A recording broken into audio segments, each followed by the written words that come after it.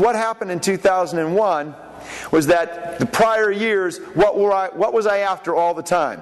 What did I need all the time? I needed candidates to fill my client orders. And I spent all my time looking and finding candidates. And what did I stop doing in that rush to find people for my clients? Well, not only marketing, but building relationships with the people who bought from me. My good clients. I believe your best clients are the ones that you already have. But like any relationship, what do we start doing with the people we know very well? Take them for granted. And what does that happen in the United States 50% of the time in our marriages? Do you want your clients to divorce you? I know that a major obstacle for us is voicemail and caller ID. And do you have a way to get around that in relationship recruiting? I find out from my candidates when I work with them, where do you want to be reached?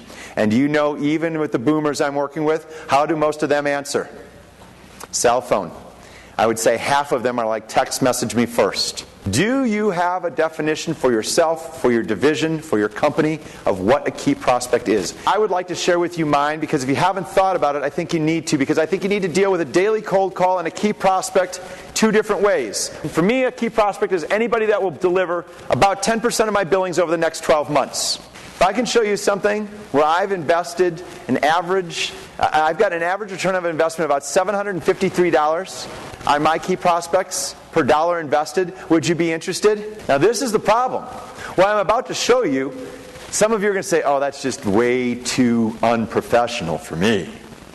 But what are the things that our B2B buyers said they want from us? First thing is proof of delivery. Second thing, what I'm about to show you covers both. I get baseballs. I buy them in bulk. Case of them, 12. Comes to about $5.88. I buy the jewel case, another $1.88 at Container Store. I get my Sharpie marker and I sign it Jeff Skrentny. I put my business card in the back. And what do I do with this? It includes 2 or 3 letters of testimonial, and this is what, you can't read it, I know that, but it says, as you can see from the letters of testimonial attached from my other clients, they think the work I do is, that one would work as well, they're saying home run, but I write down major league. It's simple.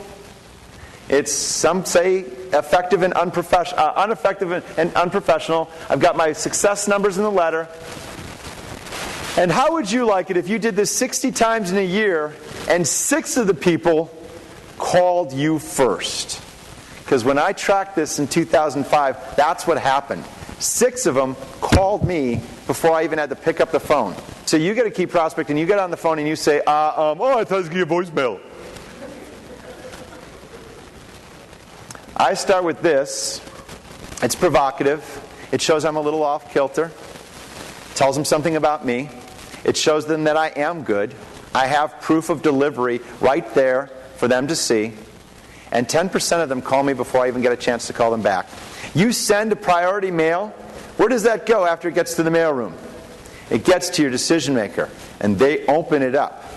That's what I want. I just want their attention for a short period of time for them to decide what they want to do. Now, I know you can't do baseball. You might not even like baseball. I went up to Montreal and I did this presentation, and what did they do? And this is still when they had a team. They booed you. Say that loud? Yes. And their letter of introduction said, as you can see from the letters of testimonial attached, our clients think that the work we do is the... I wish they would have done that, because they wrote the pucking best.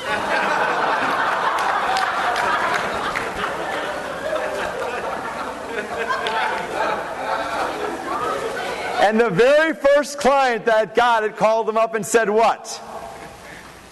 We are mortally offended by what you have just sent us, and we will never give you business. And they called me up and said, Jeff, you've totally sent us down the wrong path. I'm like, you swore at your prospect.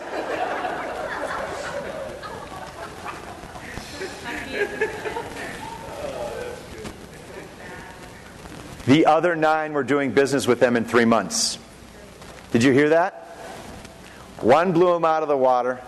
The other 9 were doing business with them in 3 months.